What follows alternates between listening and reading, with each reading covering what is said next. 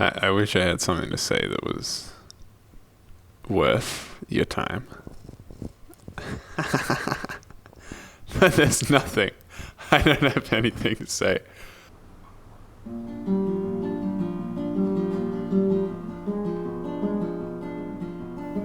I'm gonna do a thought experiment.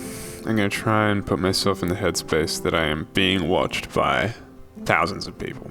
All of a sudden I have a platform. What would I say? What would I do with that platform? In this moment. Watching me.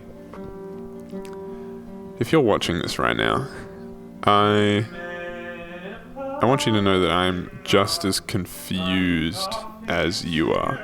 And I think that that's a healthy feeling. That anybody who tells you that they know what's best for you is, you have to take that with a grain of salt. But that's not to say that it's not important to listen to others. It's just your experience is so singular. So you know how it feels to be you. You know what feels good for you. You know what feels bad for you. And if you don't, that's also okay. Like, you will figure it out, or you won't, and that's fine too. I think, we have an instinct to want to make sense of things, and sometimes things don't make sense. And that's a very hard pill to swallow, but I guess the idea is that you find things that do make sense, and make sense in a way that makes you feel better. And you follow those things. Ultimately, if you're being kind to somebody, then that's probably about as good as you can do. Wow. Isn't that just special? You little individual, you. Being an individual, not as good as it's hyped up to be. The real shit is being one amongst many. One as a part of a whole. Because whether you like that or not, you are that already. The atoms of the air and the atoms of your body are not very, meaningfully different. So, you're already one with the universe. You may never realize that. And maybe even those concepts of oneness and material are false. And maybe there's two things out there. Maybe there's two substrates. Imagine that. There's this one, makes up everything that we know, but then there's something else out there, and there's only two. That's where it stopped. That's where God was like, you know what? Gonna make this realm, gonna make another realm, and they won't be connected. They won't have anything in similar, not even in their foundational ingredients. Only two though. 3, bad number. 3's a crowd. 2's company. So that would be funny. There's this feeling, right, of time, right, where you have this illusion that time is going to continue in the same fashion that it always has. But in reality, time has no reason to continue going the way that it has. So, one moment doesn't have to connect into the next or pass into the next. All of the laws that you have as an assumption of how reality works, they don't have to work that way. And at any moment, they could shift, and there would be nothing to stop that. There is nothing that you can guarantee.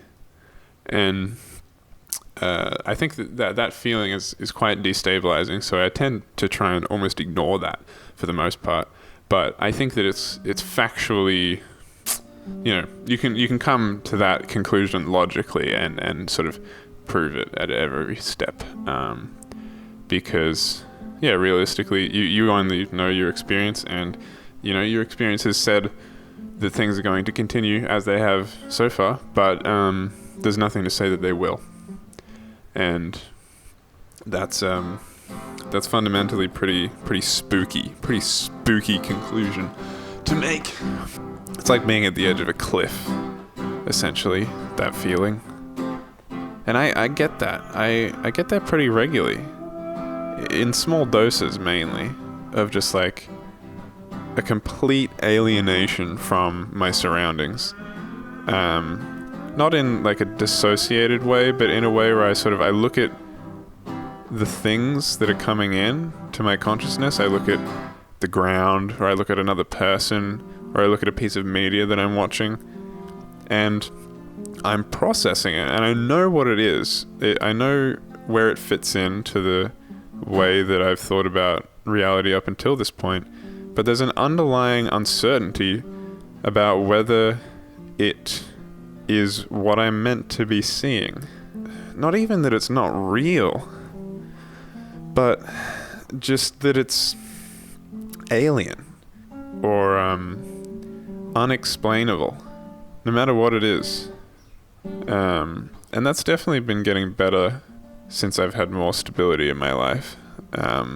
Either a job or just like, things, having a bit more of a routine almost, or just having friends that don't talk about this kind of shit all the time. As much as I love it, it is something that I will indulge in from time to time, but to be constantly unpacking reality is not healthy for me, because I do enough of that in my own head, in my own time.